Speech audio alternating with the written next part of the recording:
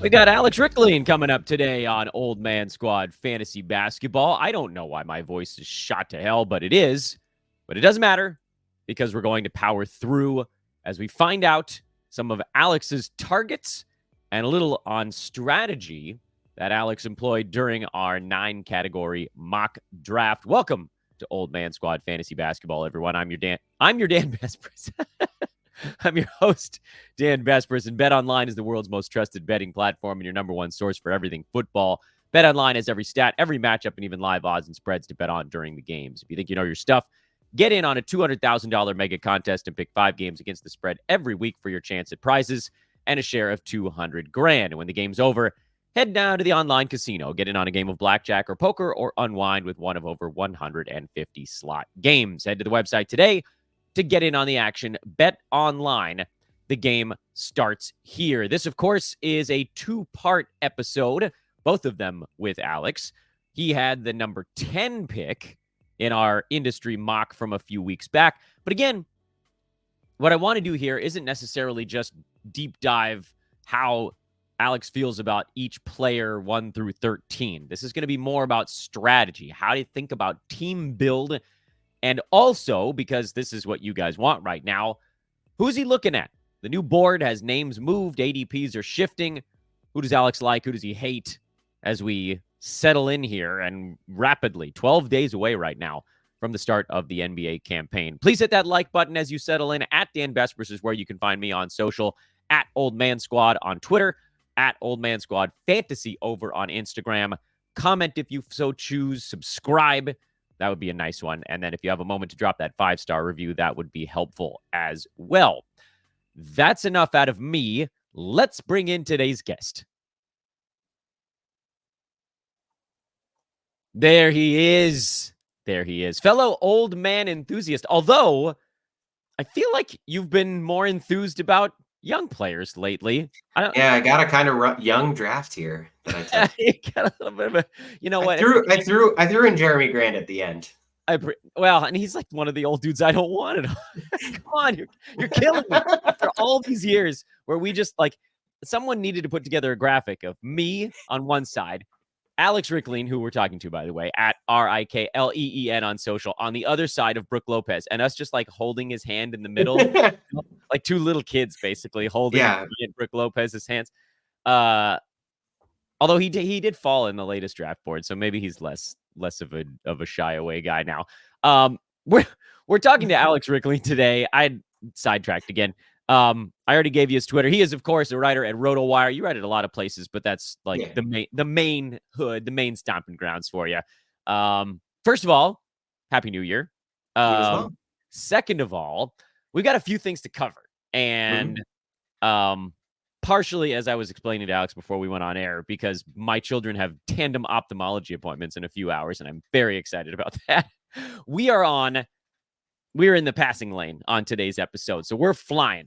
So, Alex, a few months back, we talked a little bit about some guys you were looking at.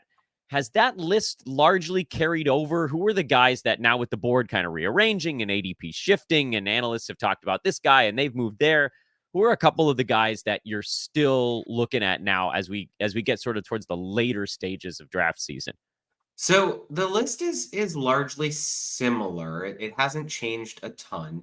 One of the names on that list that we didn't talk about has become a really interesting pivot point, I think, in drafts. I'm still getting him a lot, but it's a harder decision now of when to do it. Is Trey Murphy? So when you had reached out to me before that last show and said, who are your guys? The first name I wrote down was Trey Murphy. But the hamstring injury and coming into the season, knowing he's going to miss some games, it should knock him down boards a little bit, and it should make us a little bit wary. And this is a player who I am excited about and really love his upside. But I also think other people are getting a little excited too. And you've got this injury. So like there is sort of like it's getting a little bit, whereas I got him in every mock I did back when, Adam was doing his stupid early mocks. I don't know if you remember, he named one of them, "Why Are We Doing This?" Because he started doing it so early. That's like April 15th. Yeah. I was getting Trey Murphy in literally all of those. And now I'm getting Trey Murphy, closer to half the time. But I still want to talk about him and am super excited about him and love his upside. He's just more of an interesting problem in drafts. Someone who I have gotten, in like 8 drafts running is Brandon Miller. I am, to the conversation that we had earlier this summer of like, good players tend to rise up fantasy boards, even if when you're looking at their profile, it's not immediately obvious to you how. It just tends to happen. And Brandon Miller is a really good player. And entering a sophomore season, I expect him to continue to improve and develop. I can also look at his profile and say like, oh, I do see some room for improvement here and there and blah, blah, blah.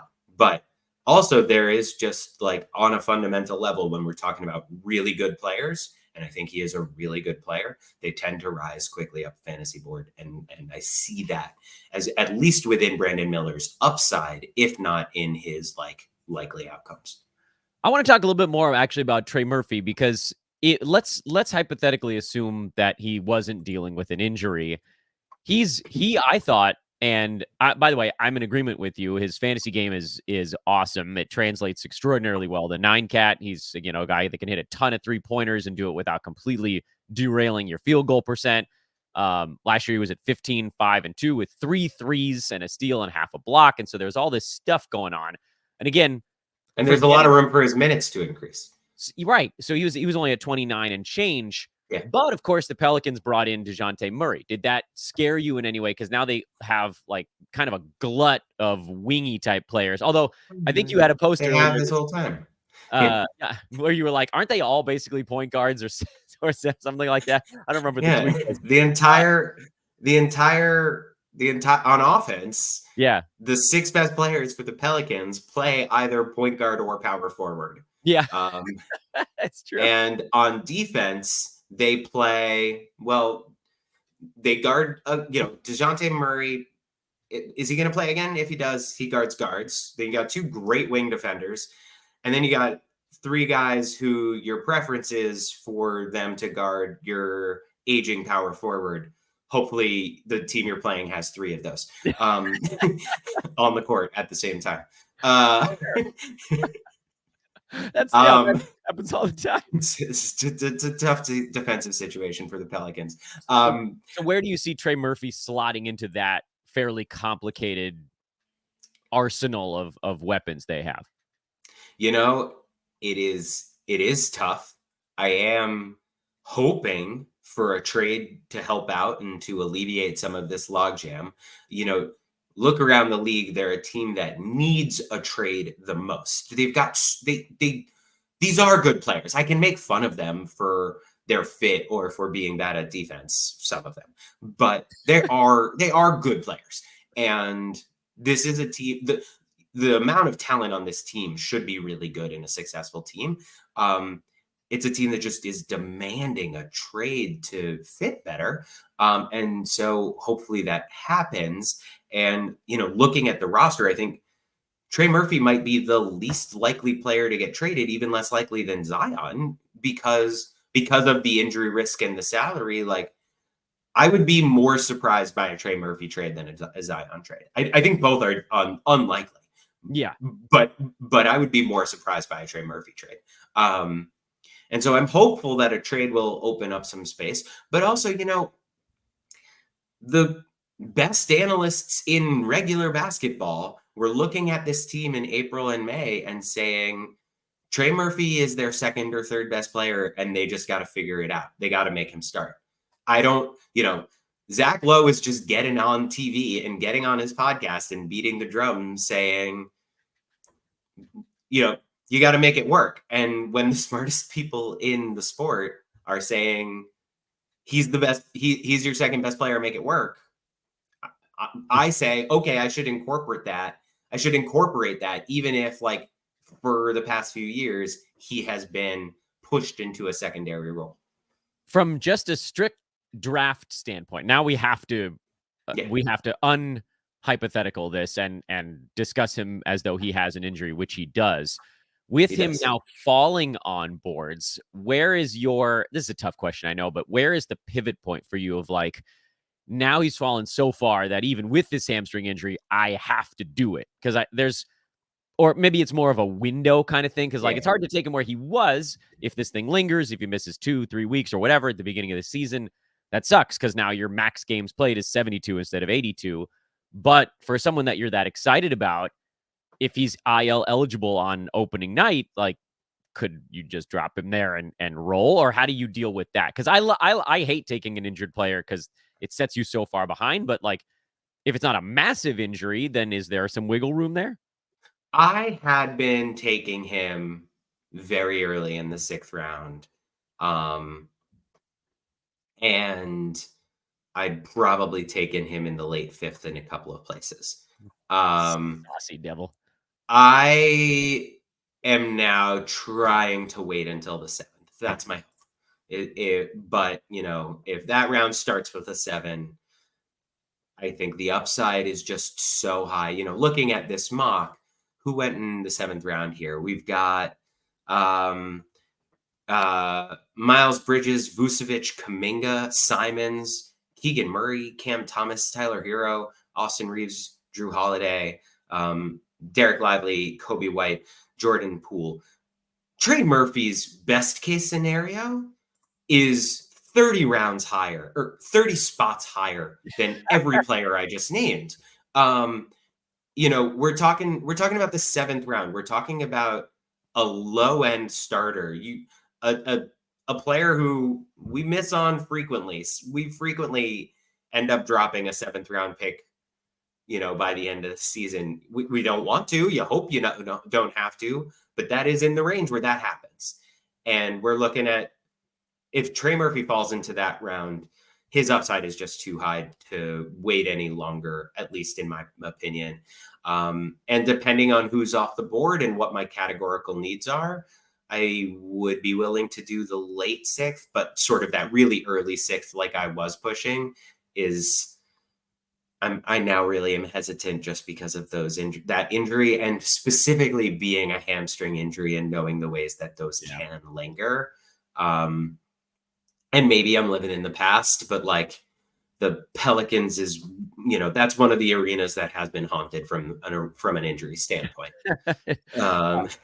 You ended up with both of these guys we've talked about in this mock draft, which I've thrown up on the screen. I've done that watching. And Lively, who is another one of my guys I'm getting all the time. Those are probably my 3 most drafted guys across mocks this offseason. You know, I'm still early in my real draft portfolio, but across mocks, those are easily my 3 most drafted guys. And I think you'd generally get them if you took them in a real draft where you took them in this mock draft. Although Brandon Miller now, the latest Yahoo board has him at 59, which you're only 1 slot ahead of that. I have to admit, I'm afraid of him in the 5th round because it feels like you need that pretty sizable jump to now get to where he's going. I think Brandon Miller opened up as like an early 7th, and I thought, that's interesting. And then it was 6th, and I went, I don't think I like that. And now 5th, I'm probably out on Miller in the 5th round because, you know, the exercise you just did in the 7th round is one that I think we could almost do for the flip side in the 5th, where it's like, you know, Darius Garland went right next to him. It feels like a more safer type of play. You know what I mean? Darius Garland, that was a pick I agonized over. I looked at those rosters, and I as much as I love Trey Murphy, I actually was hoping that I was kind of hoping that Garland would come back to me at 6'3", and that I might be able to get Murphy a little bit later. This was before. By the way, this was before the injury news came out too. By the way, correct. But also, I did already have Trae Young and Steph Curry.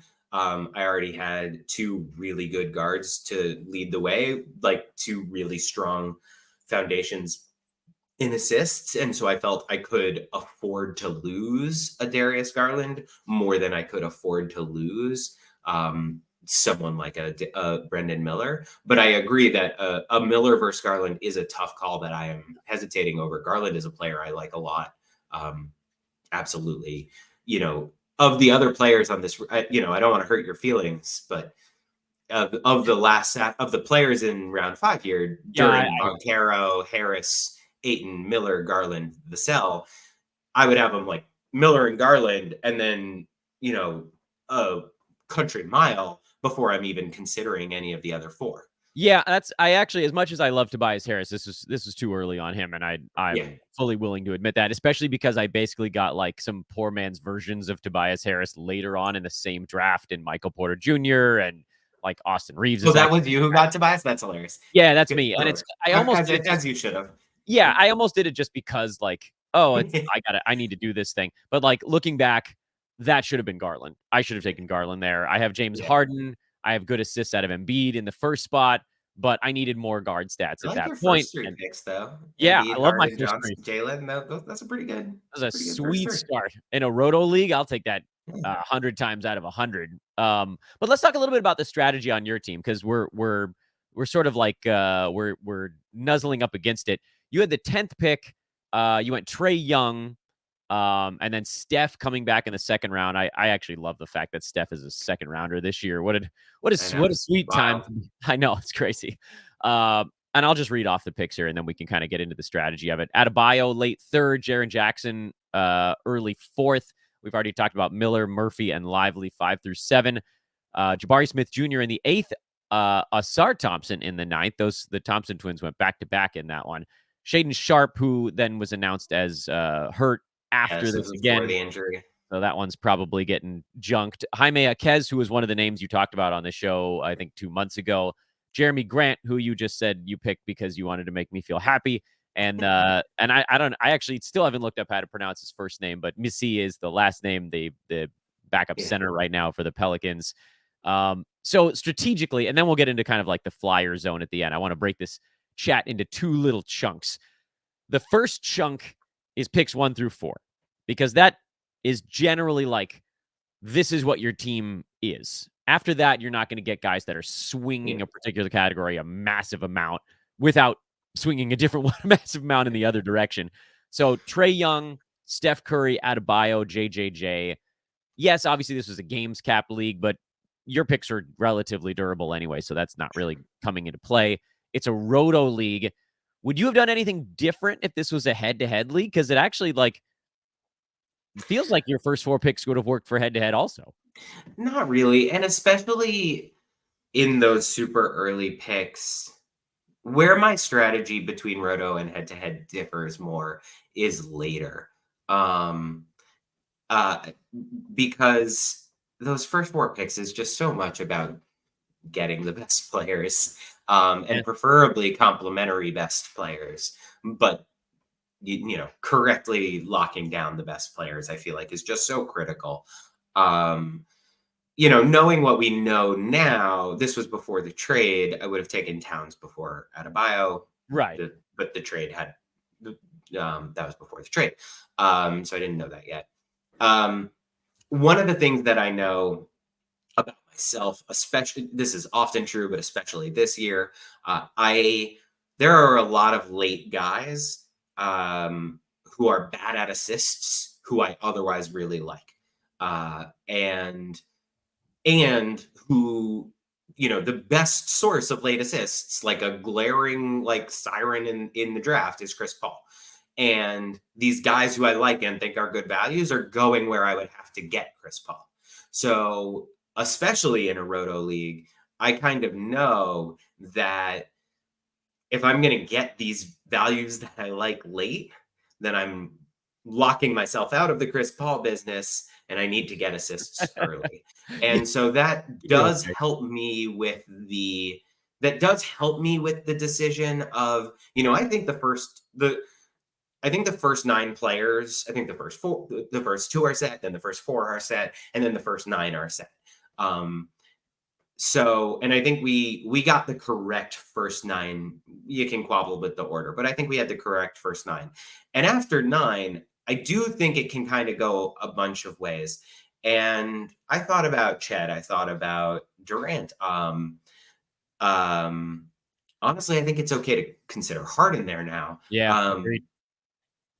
And but I wanted to go with one of the high assist guys because of what I know about myself and what I'm valuing late in drafts right now, especially in a Roto league. When you draft someone like Trey Young right out of the chute, something that I personally struggle with is thinking, oh crap, I better lean into the strengths right away. And then you end up accidentally punting like 3 things when you were not intending to do it. How do you avoid that pitfall? Starting with someone like Trey, who's so good at 4 things, but also very, very bad at 2 or 3. Um, I don't know. I just kind of do. What I what I No, struggle with. by the way, Alex, I understand that reply because what you're basically saying there, tongue in cheek, mind you, is like I just continue to take good players Yeah, and then I'm not accidentally hard punting 3 things. the thing that I struggle with more is um is sort of the mid to late round switch between roto and head to head. Hmm. You know, especially around round 6 or 7, you've got a pretty clear sense of what your team's strengths or weaknesses are. And if you're in the middle, you can balance it out. But if you're kind of pretty low in something in a head-to-head league, you probably just got to Yeah, accept that you get you're rid of it. bad at it. And the mental switch from that to the roto of no, I really do. I am very bad at assists right now, but actually, that is all the more reason I need Chris Paul Right. because this is Roto, and I need to continue to balance and not lean into those strengths and just that mental switching. That's actually more what I struggle with. Just finding that moment, the right moment to just be like, all right, this is it. This is Yeah, where the road diverges. Yeah, that makes a lot of sense. In this particular roto draft, and Alex was speaking in hypotheticals a minute ago, his team is perfectly fine in assists, which is why, again, that's what you're talking yeah. about. You're trying to make sure you were so you don't have to worry about scooping up a Chris Paul or a Tyus Jones or a Mike Conley will be floating around as I kind of. love Conley. I love Conley. I'm very happy to get Mike Conley if I miss out on Chris Paul. He's I think the greatest ship captain in the NBA. His entire job is just to like put on the captain's hat and hold the wheel of the boat that is the Minnesota Timberwolves. Because if anybody else is doing it, it's going right into an iceberg.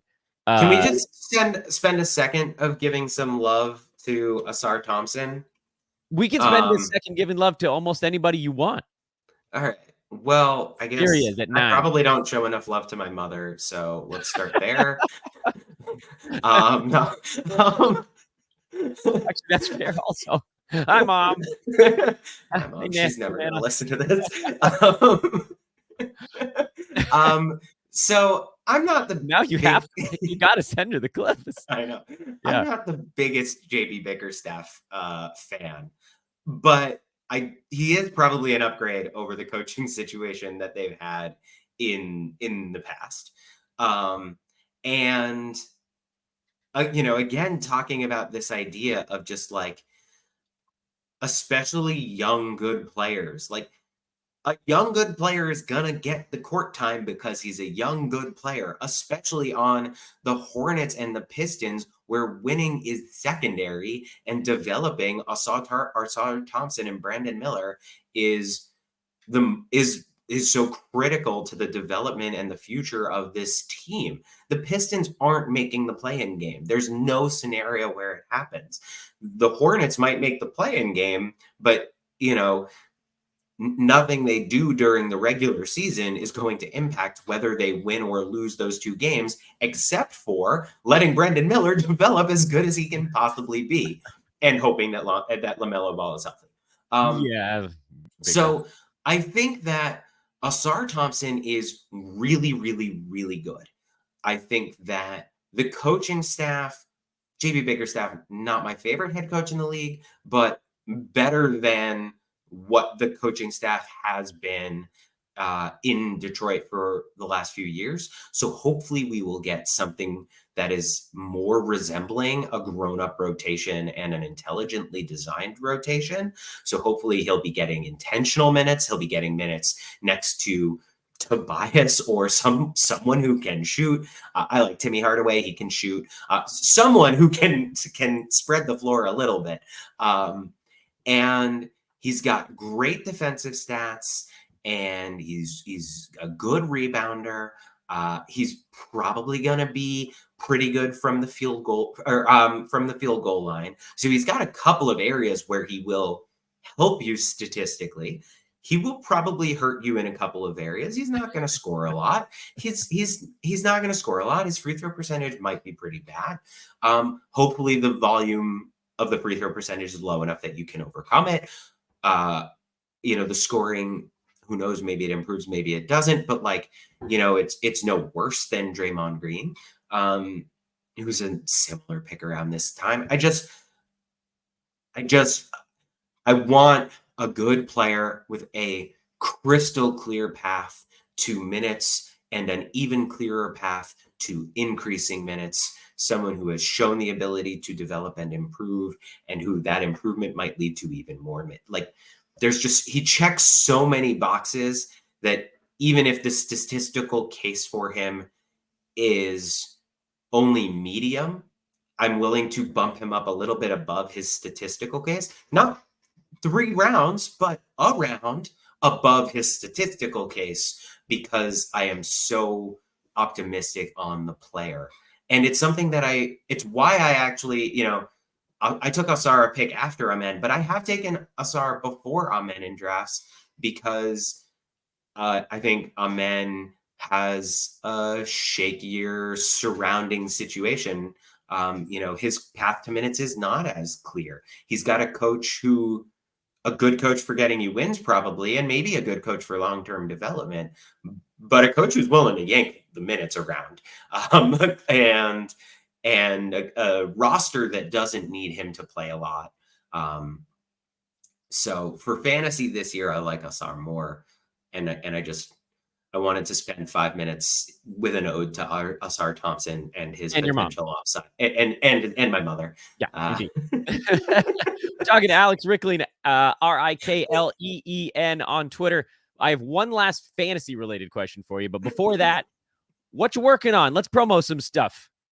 I've got a couple preseason articles coming out on Yahoo. 2 of them are already out. One comes out middle of next week.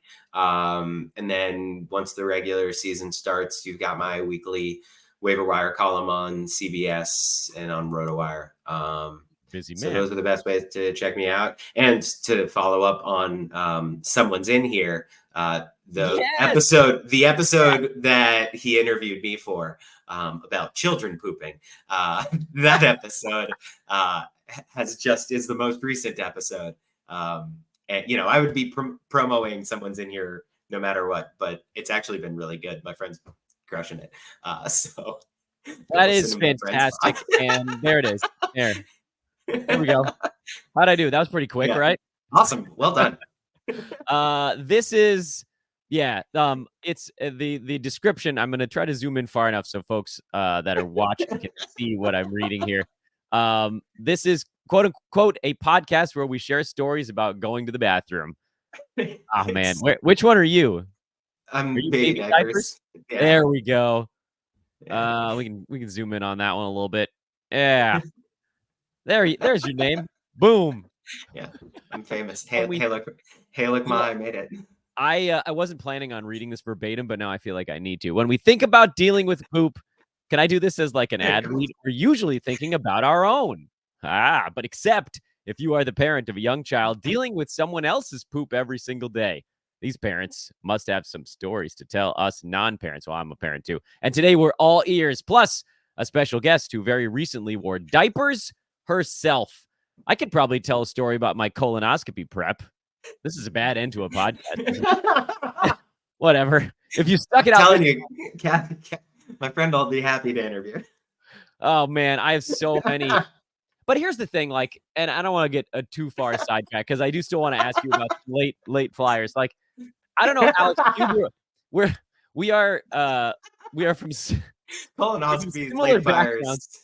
fires. Yeah, no, I didn't realize that it wasn't normal or that to have a parent that would like knock on the bathroom door if you were in there for more than 4 minutes and say, "Baby, are you okay in there?" It's like, "Mom, wait, this is news to me. That's not normal. that's apparently not normal." This is like very much like a Jewish household kind of thing to have like a mom knocking on the door, Oh finding my out if God, you're I hated it. What did she expect to learn? yeah, like, look, if it's 20 minutes, no, I'm probably not well. Like, And as much as my parents would do it, my grandmother, my mom's mother, she would do that every day. And her clock for doing that was short.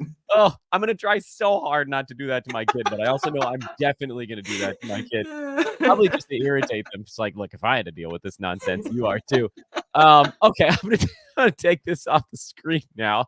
Alex, you ended up. I have no idea what the right segue is. Screw it. We're just Yeah, segues. Flyers.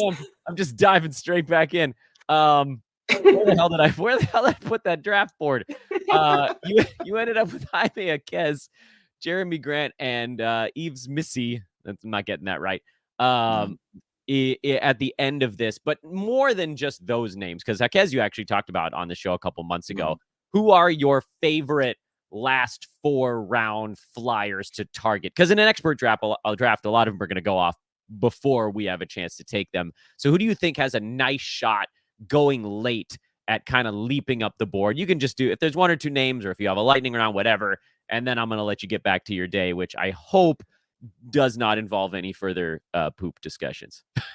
Who's to say? I mean, one person, pretty late, like literally last round or deeper league. One person I find myself taking a bunch again for that, like sort of one statistical strength is Peyton Watson.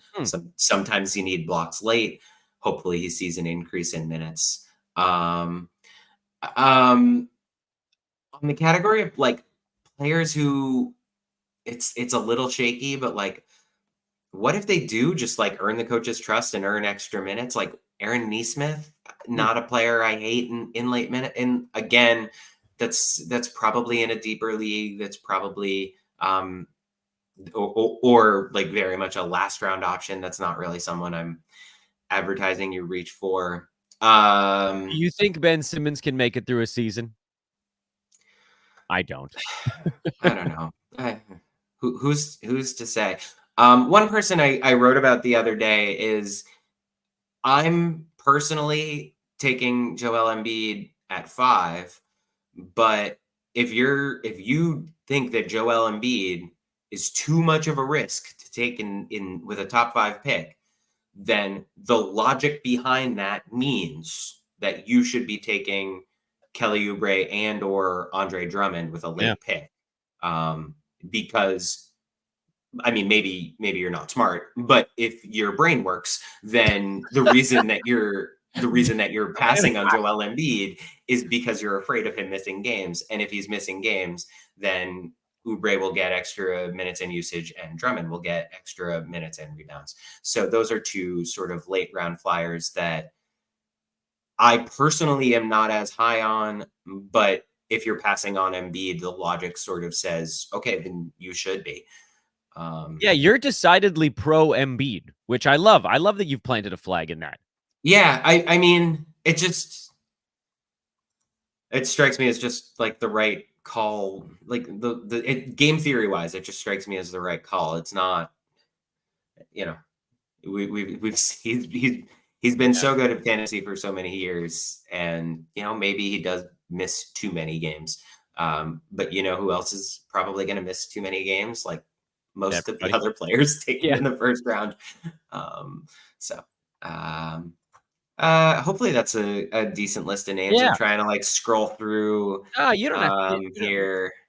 That a few is sufficient. You don't. And Shaedon Sharpe, especially with how far he's falling after the injury. Sharpe is a player that I like, and he is plummeting down draft boards after the injury. He's another sort of, especially if you've got an IR spot. I love him as a late round especially if you're in a standard league with an IR spot. This is a know your league rules situation. Standard league, 13 or 14 rounds with an IR spot. Check how your waivers work. If you go straight from the draft into open free agency, then use your last pick on Shaedon Sharpe, and basically you can add Shaedon Sharpe, throw him in your IR right away, and as soon as the draft is over, you can just add someone. And that in particular makes Sharpe a little bit more appealing than if you have to wait, Right. 48 hours, or if you have to wait a week until the next waiver run. That would make it a little bit dicier. So know your league settings. But if you're in if you have the IR spot and you can get to waivers quickly, then I still like Sharpe. Or if your draft is early enough where you could wait through the waiver period and the season hasn't started yet.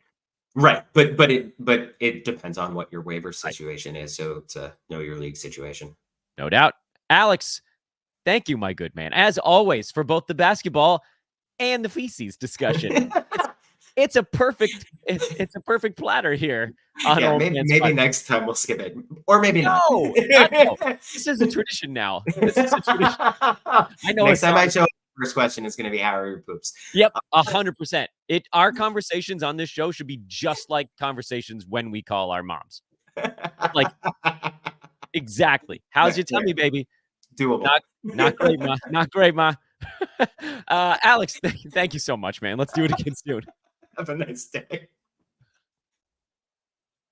You come for the fantasy, you stay for the poop.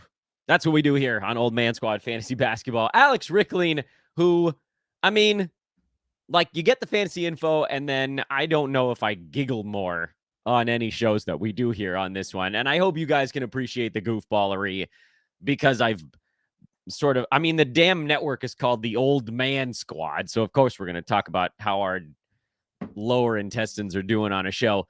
Let's see if I can recap a little bit here. I was trying to take some notes, but I also probably screwed it up a little bit. Looking again at Alex's draft is probably the best way to parse some of this together. Assar Thompson, higher on Assar Thompson than folks we've talked to. Big on Brandon Miller, Trey Murphy, and Dereck Lively. Trey Murphy was sort of like his guy. And I remember I was DMing with Red Bauer, one of our other buddies here on the show, and he was waiting on Rikleen in the 6th round and typing to me, he better let me get Trey Murphy. He better let me get Trey. Oh.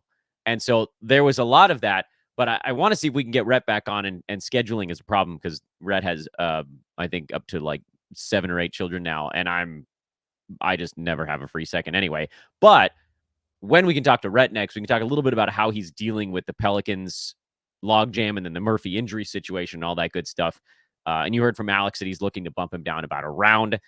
We didn't get into Dereck Lively all that much today. Perhaps next time, or you can just put it on the board there. And then Jaquez, he talked about previously, other names that he was looking at sort of later on as well. Big thank you, as always, to Alex Rikleen. Rikleen is how you can find Alex on Twitter. It's just his last name. I maybe should have done that also. That's freaking boss move, just to have your last name as your Twitter handle, and I probably could have done it. But whatever, I put my first name in there too. I'm Dan Vespris on Twitter. You can follow the network at Old Man Squad. It's also Old Man Squad Fantasy over on Instagram. And today, and I probably should have said this at the opener, we officially opened the Old Man Squad Discord. It is completely free.